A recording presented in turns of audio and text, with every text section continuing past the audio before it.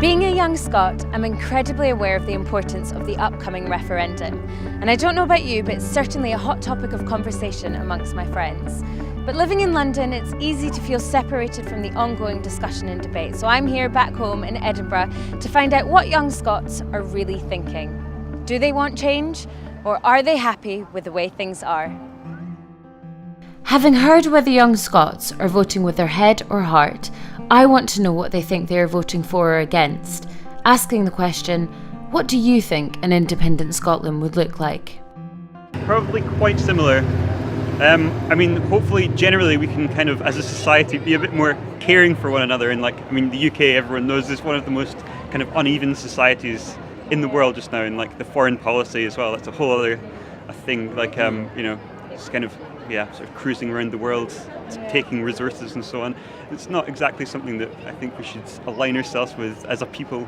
I don't think it would actually be that different in the short term, but the worry is that nobody knows what it'd be like in the long term. It could be a new Greece or Ireland, or anything could happen. I'm the opposite. I think the short term it would be pretty bad, and the only positives of independence would be long term.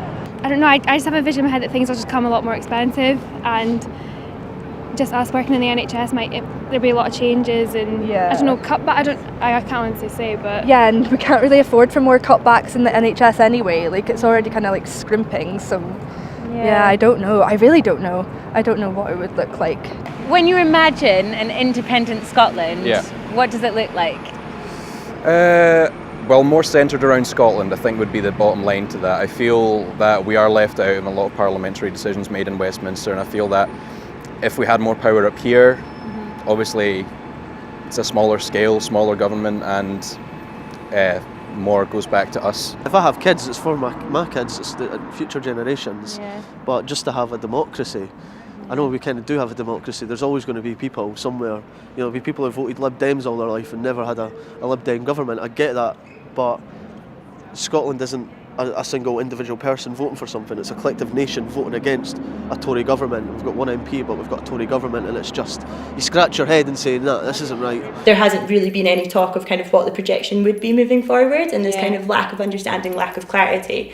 So I think that it'd be interesting to see how that goes, really to sort of, hopefully during that time we then just get a bit more of an understanding as to what it would mean. I think in politics, people have a tendency to pretend that they can predict the future, and it's just, I think the reality, it's just everything in life, you can't tell what's going to happen in the future.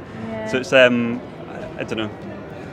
I think a lot of it's centred on how we should just kind of go for it and see what happens. When asking young Scots whether they're voting with their head or their heart, everyone seemed to know what they were following and why. But hearing what they think an independent Scotland would look like, there seems to be more confusion. Politicians, the media, and both campaigns have differing answers, and personally, it seems overwhelming and quite scary. I never expected to feel this nervous about the referendum. On the radio the other day, the vote was compared to a very public divorce, and I sort of agree. No matter what happens, it's the end of something we know and the beginning of something we can't possibly predict.